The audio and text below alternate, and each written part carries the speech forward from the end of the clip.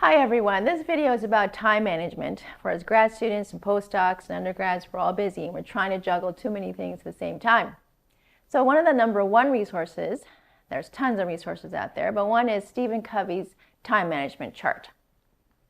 And here's how that works, is you can put all of the actions that you do during the day in this chart here and put them under these four categories. So here's importance, so it's important or not important, and here's urgent and not urgent. So what we do in class is we think of all the ideas that go under these different categories of our lives as grad students. So let's talk about what's urgent and important. So usually that's scholarship applications, award deadlines, job applications, grant deadlines. So anything that has a deadline. Okay? And that's important to you in terms of your work and your career. So what is urgent but not important? Okay? So you think it's urgent, but really in the long run, it's probably not that important. So I'm going to put down here some emails, emails, texts, calls, right? So some of these things that you felt like it was urgent at the time, but really it wasn't important. You didn't really have to pick up the phone because it was a wrong number or because somebody was trying to sell you something, but you feel like, oh, I should pick up my phone, it's ringing. Same thing with texts and some emails. So what about important and not urgent? So we talk about all the activities that we do in class and we classify under these things. So it's important, not urgent. And most of these activities have to do with wellness. So professional development, your own career development, your relationships, family, friends. They're all important, but it's not urgent that you go to a networking event right this instant. Right?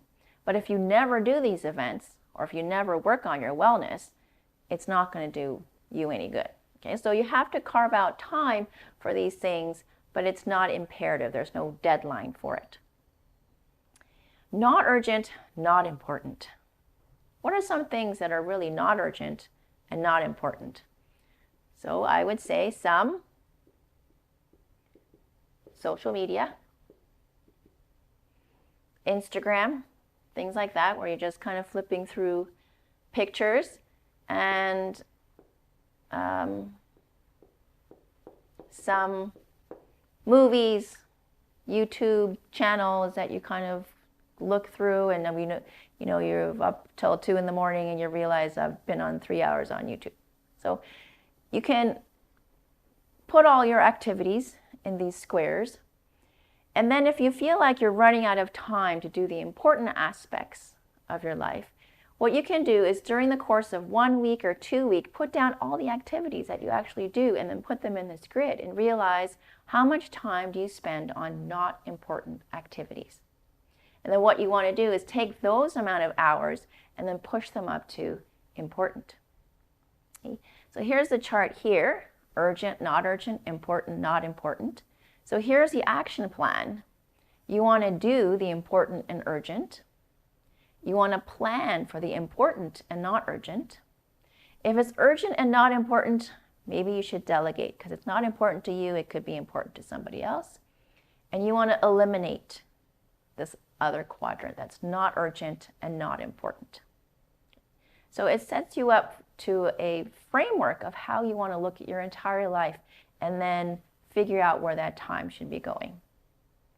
I just want to take this time to talk a little bit about cell phone use and how you can save time with cell phone use. It's very tempting for us, especially if your cell phone is being plugged in next to your bed, in your bedroom, and the first thing you see is your cell phone. And you want to check. You want to check that email, you want to check the text or whatever social media that you're following. But really, do you have to? It's actually, this links to wellness. So the number one thing that I think is very effective is if you turn off your cell phone an hour before bedtime, charge it in your living room, and then in your bedroom, it is just not there. And then in the morning, give yourself time to do your morning activities, whether it's getting your lunch ready, getting ready for work, doing some yoga, and then put your phone back on, turn it back on when it's maybe an hour before you have to leave or half an hour before you have to leave to make sure things are still planned for the day. And I find that really helps with time management, but also with your wellness as well. And give yourself maybe 3 times out of the day where you're actually checking your email, checking for messages, so you're not constantly on your phone like that. Okay, so that's it on time management. That's a tiny tip. Again, there's tons of resources out there, but students have found this quadrant making to be very helpful.